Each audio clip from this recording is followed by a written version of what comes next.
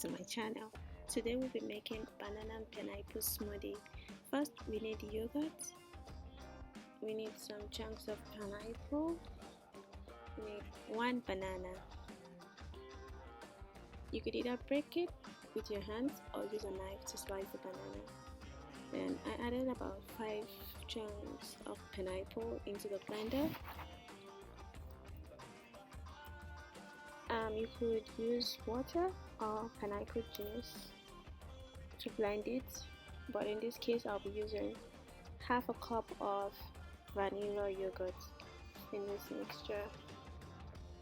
So adding everything in the blender, you blend so it gets to a very smooth and fine consistency where there's no lumps in it.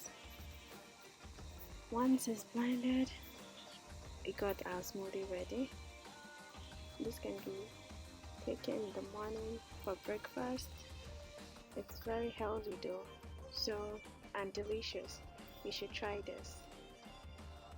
I hope yours will be delicious as mine.